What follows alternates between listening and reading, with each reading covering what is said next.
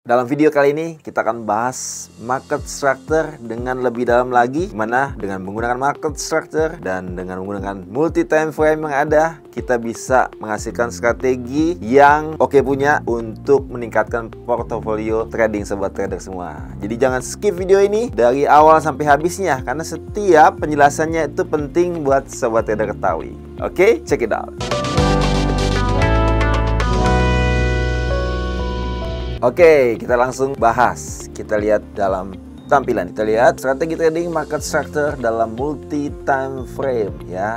Di video-video sebelumnya saya sudah bahas mengenai break of structure dan juga change of character ya. Kalau mau lihat video sebelumnya bisa klik ya, ada linknya di atas. Oke, kita bahas di sini strategi trading market structure dalam multi time frame.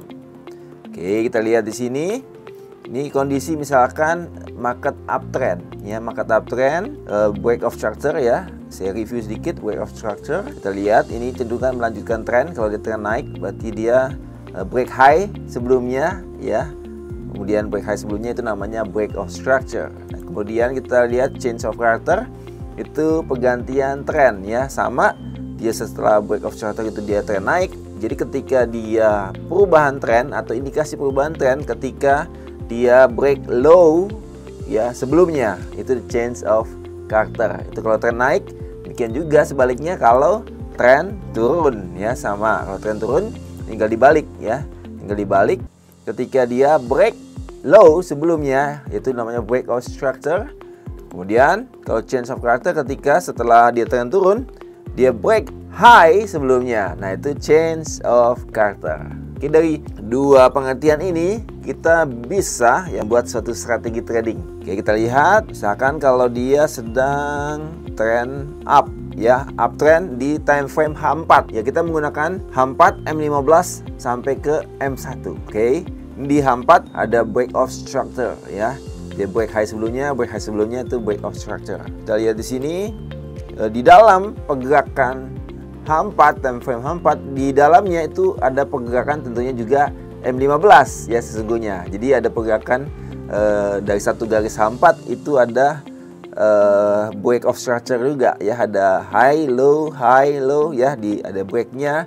Kemudian kalau dia sudah change of character pun ya, kita lihat juga dia juga ada pergerakan M15 di dalamnya ya. Di situ kelihatan kalau dia sedang misalkan turun, itu break of structure-nya itu ke bawah, dia break low sebelumnya.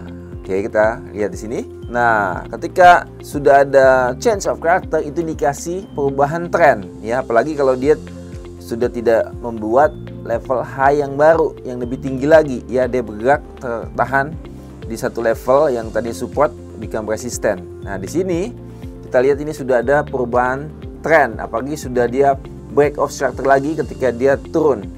Nah, ini cenderung perubahan tren dari uptrend menjadi downtrend. Nah, di sini kita bisa ambil ya, kita buat strategi trading ketika di sini sudah dia break of structure dalam tren turunnya, kita bisa ambil posisi open sell di situ ya, dengan targetnya di bawah ya, di level support sebelumnya di time frame lebih besar H4.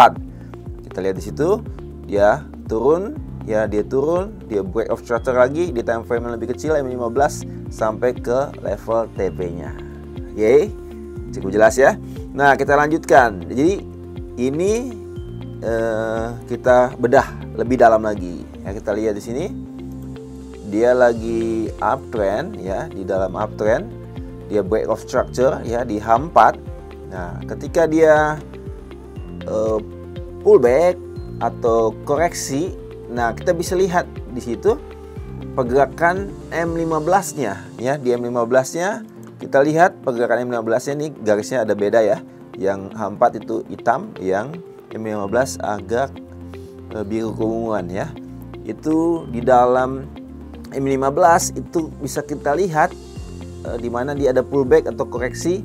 Ketika di M15 ada namanya change of character ya. Jadi perubahan dari tadi naik dia turun, tapi ini masih di H4 masih terhitung sebagai pullback atau koreksi ya.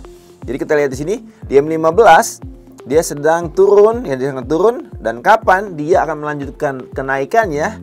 Ketika setelah turun ya, dia break low ya. Dan kemudian setelah ada break high, nah itu change of character lagi. Itu tandanya pullback-nya sudah selesai di time frame H4. Oke. Jadi kita lihat di M15 ketika ada change of character, itu berarti pullback-nya time frame H4 sudah selesai karena sudah perubahan dari turun jadi naik. Nah, kita break lagi lebih dalam lagi di M1. Jadi M1 kita break lagi. Di dalam M1 pun sebenarnya ada pergerakan lagi ketika dia sedang naik. Itu juga ketika dia turun ya, ada perubahan change of character. Nah, ketika dia indikasi mau naik lagi, akan ada change of character lagi.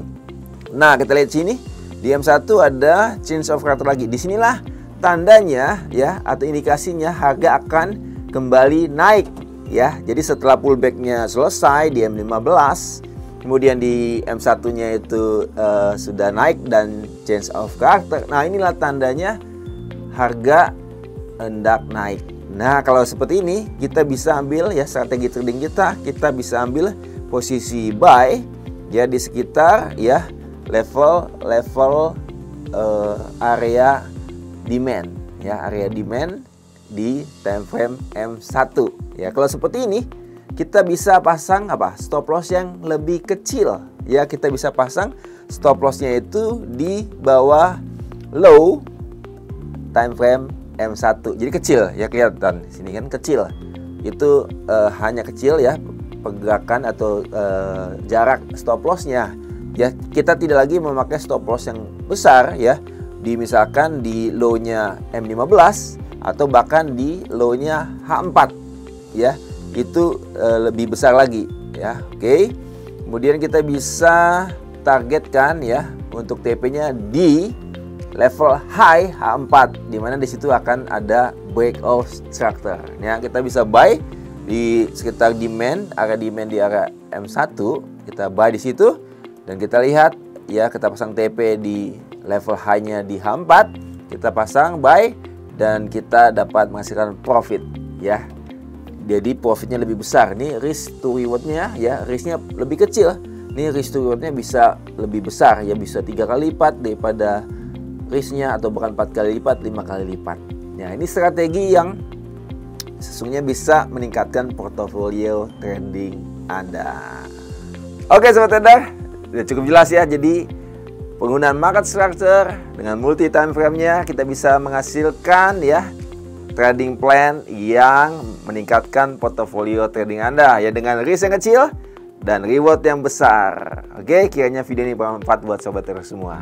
Dan kita tahu selalu ada peluang di dalam trading forex ya. Jadi bagi sobat trader yang belum punya akun trading, buka di Java Global Future, broker legal terpercaya di Indonesia. Sampai ketemu di video-video selanjutnya. Salam profit.